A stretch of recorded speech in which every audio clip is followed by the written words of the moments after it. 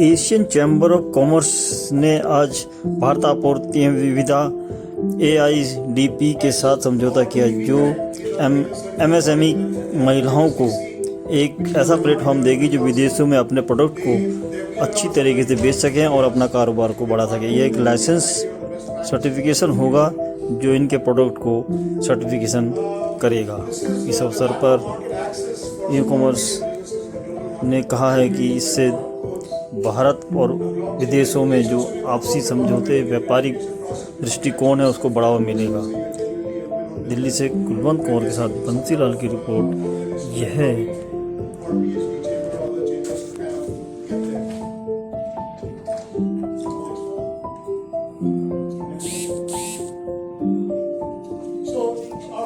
To learn from what you learned in the US and try to tailor it and make it right for the Indian businesses. Next one. So in the US, it helps minority businesses. It helps the growth of the infrastructure and corporates. So US corporates have underrepresented business owners. When you come to India, or before that even I give an example of South Africa, where the black businesses are in majority, but they are underrepresented because of apartheid.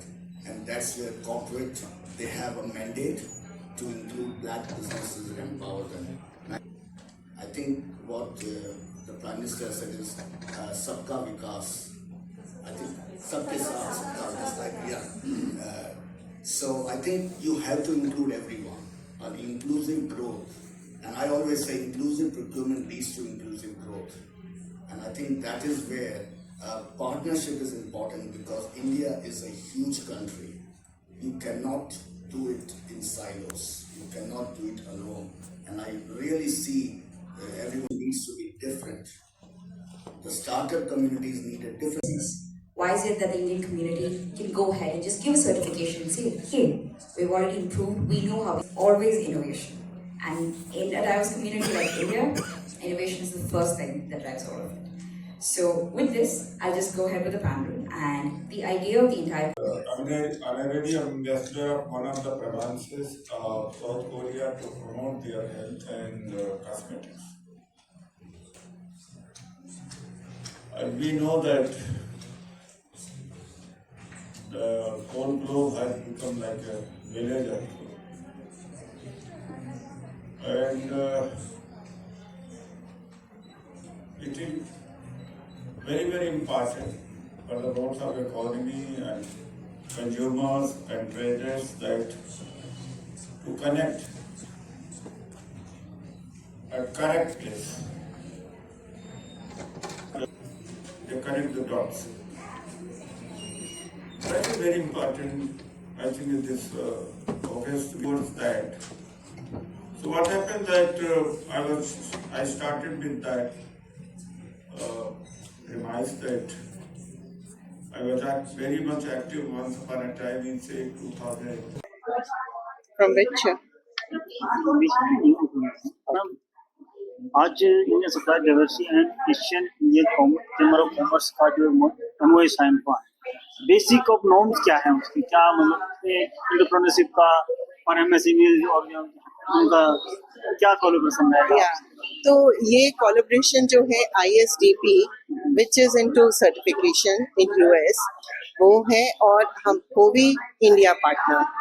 तो हमारा काम रहेगा कि हम, क्योंकि 12 states में हैं और हमारा 1800 वुमेन एसोसिएशन है जो बिजनेस करती हैं, डिफरेंट, कोई सर्विस में है, कोई ट्रेड में है, कोई मैन्युफैक्चरिंग में है, तो उन सब के लिए हम सर्टिफिकेशन इम्प्लीमेंटिंग एजेंसी बनेंगे, सो दैट उनके जो प्रोडक्ट्स हैं वो एक बार सर्टिफाई हो जाते हैं तो उनको US मार्केट में बेचना उनके लिए बहुत ईजी होगा।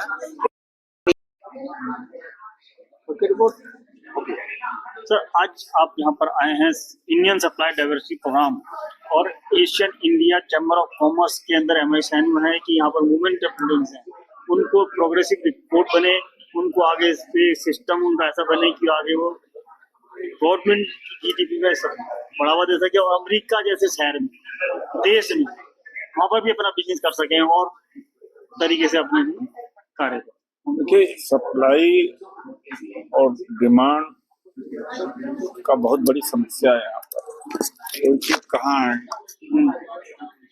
और कुछ चीजें और दूसरे जगह हैं, जब तक वो कनेक्ट नहीं होता तब तक मैन्युफैक्चरिंग हमारी नहीं डेवलप हो पाएगी, ट्रेड भी नहीं, उसकी समस्या है।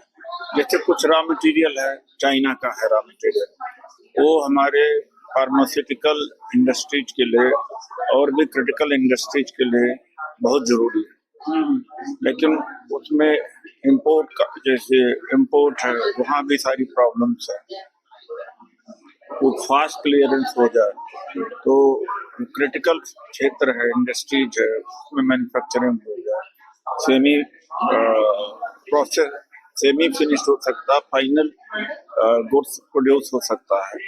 तो ये सप्लाई का और प्रोक्योरमेंट का एक बहुत बड़ा चक्कर है इस देश में। अच्छा, गवर्नमेंट के इंटरेक्शन बहुत है, हम लोगों की आदतें ऐसी, तो ईज ऑफ डूइंग बिजनेस का नारा तो दिया गया जरूर, लेकिन बहुत सारी दिक्कतें भी आ रही हैं, पेपर वर्क बहुत बढ़ गया है। लिए क्या जिस तरह लोन की है वो 10 लाख रुपए की, अरे इतना हाई इंडिया में रेट ऑफ इंटरेस्ट बहुत हाई, और जब तक रेट ऑफ इंटरेस्ट नहीं कम होगा तब तक बड़ा मुश्किल है कि मैन्युफैक्चरर भी नहीं चाहता लोन लेना, क्योंकि रीपे करने में इंटरेस्ट उसकी जान निकल जाती है। और तो वो अच्छी हुई कि इंडियन स्मॉल स्केल इंडस्ट्री को इंसेंटिव देने के लिए अमेरिका की फर्म्स आगे आ रही हैं। लेकिन जैसे मैंने अपने स्पीच में भी बोला कि जो इंडियन इंडस्ट्री है उसकी कुछ प्रॉब्लम्स और भी हैं, जैसे उनको बैंक फाइनेंस मिलना चाहिए, कम रेट ऑफ इंटरेस्ट पे मिलना चाहिए, पावर रेट्स एक्सपोर्ट यूनिट के कम होने चाहिए। ये जब सभी बातें हो जाएंगी तो इंडियन जो मैन्युफैक्चरर है वो चाइना के साथ कंपटीशन कर पाएगा और वो ऐसी क्वालिटी बना के देगा जो क्वालिटी अमेरिकन बार बार आके यहाँ पे उससे खरीदेंगे। जब तक वो नहीं होता, इंडियन एंटरप्रेन्योर जो है उसको ये डिसएडवांटेज है। तो मुझे लगता है कि अब जब एफर्ट शुरू हुए हैं तो जरूर उनका फल भी अच्छा होगा, चाहे उसमें थोड़ा समय लगे, लेकिन जिस टैक्स बिजनेस कर पाएंगी, क्या उनके एफर्ट्स जो टैक्स हैं, जो उनकी डिमांड है हमने जो रखी है वहाँ पर, क्या इंडियन एमएसएमई या कुछ कंपनियां जो अब यहाँ पे बात हो रही है, तो क्या वो रख पाएंगी वो अपने स्टेज पर? देखिए, ये एक जो है, एक जिसे बोलते हैं कि ये इकट्ठा एफर्ट है।